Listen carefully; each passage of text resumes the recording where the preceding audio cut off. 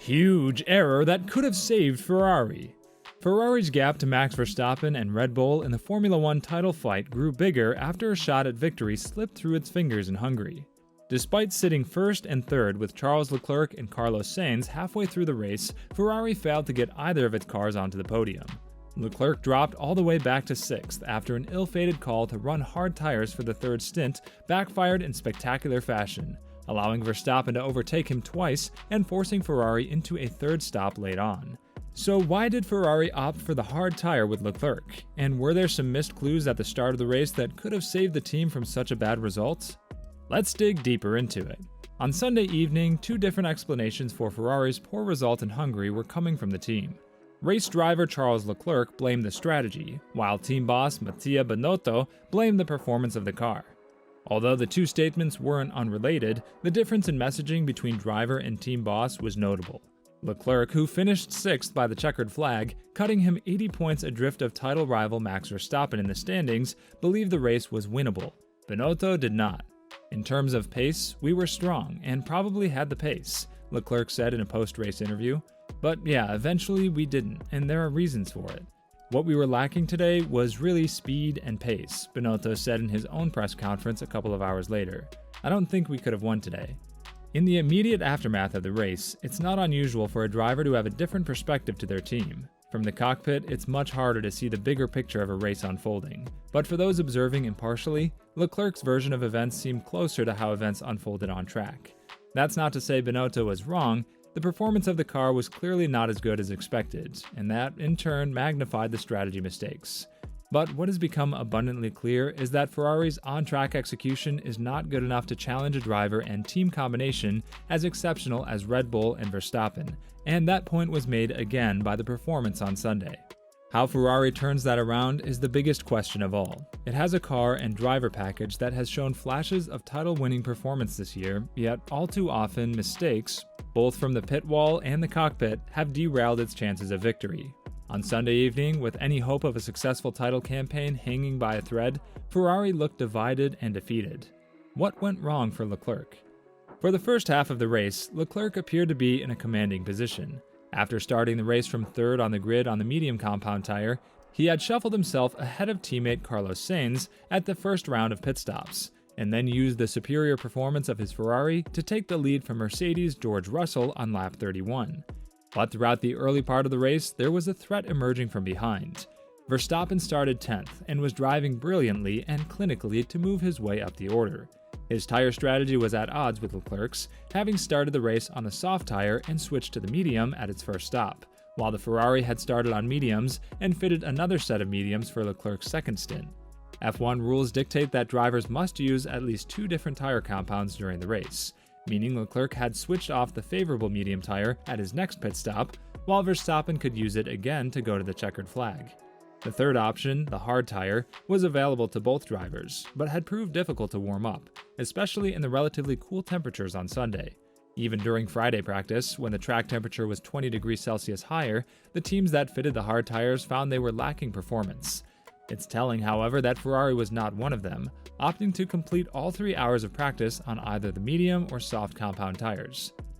Even without testing the tire on Friday, there were warning signs that the hard compound wouldn't work on race day. Red Bull strategists had initially planned to start the race on the hard tire in pursuit of a one-stop strategy, but made a last-minute change when both drivers reported difficulties getting the softs up to temperature on the way to the grid, meaning the harder compound would be even trickier to get working. Once the race started, Kevin Magnussen made an early pit stop for front wing repairs and took on hard tires, but clearly struggled to extract performance from them. Alpine 2, which had been running ahead of the Red Bulls at the start of the race, plummeted down the order when they fitted the hard compound on a one-stop strategy. Analysis of either Friday practice or the relative performance of cars in the first half of the race made clear that the hard tire was not a good option, unless you wanted to run a one-stop race. Yet when it came to Leclerc's second pit stop, Ferrari chose the hard compound. It wasn't the original plan. Leclerc was supposed to switch to softs much later in the race, as Lewis Hamilton did with great success. But the Ferrari pit wall scrapped that plan when Verstappen pitted relatively early for his final stop. It looked like Red Bull was trying to lure Ferrari into an early pit stop, but even they were surprised when the Italian team took the bait. "I felt Ferrari were on a very different strategy at that point," Red Bull team boss Christian Horner said after the race. Within 2 laps of Leclerc's pit stop, Verstappen had passed him for the lead. The Red Bull driver then spun, giving the position back to the Ferrari, but had no problem making the position back a few laps later. Spin aside, a great deal of credit is due to Verstappen for making the strategy work. Horner listed the performance among the best of his driver's career.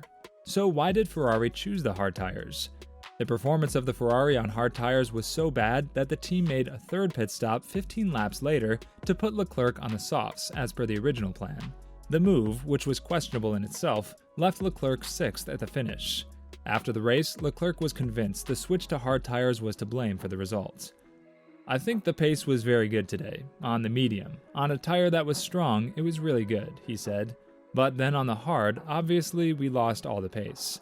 So we did one more stop than everybody, losing 20 seconds, plus the laps on the hard where we were losing a second per lap, so this is a lot of race time." Binotto defended the strategy, saying the team's modeling of how the hard tire would perform suggested it would match or exceed the performance of the medium tire after 11 laps of warming up. The fact that didn't happen, he said, was due to an unexpected loss in car performance from Friday practice to Sunday's race. Binotto backed up his argument by saying Sainz, who stuck to the original medium-medium-soft strategy, also struggled and finished 4th after starting 2nd on the grid. Sainz himself agreed the performance of the car was to blame over strategy. Binotto compared Sainz's race to Hamilton's, pointing out that the Mercedes started 7th and finished 2nd, while Sainz started 2nd and finished 4th on a similar strategy.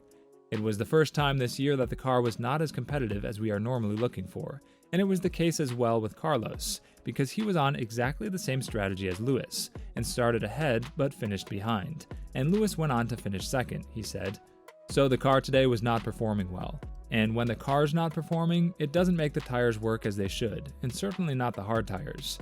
That argument ignores the fact that Sainz made his final pit stop 4 laps earlier than Hamilton, something Mercedes believes made the difference in the 2 drivers' differing fortunes towards the end of the race.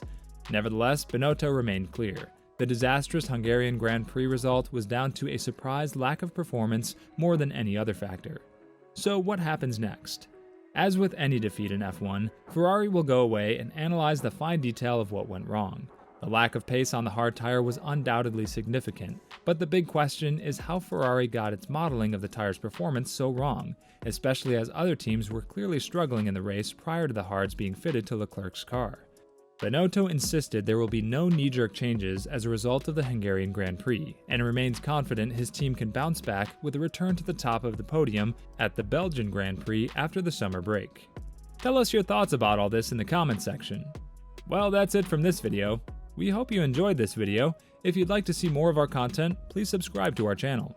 We are so glad to have you here with us today, and we look forward to seeing you again soon. Bye bye!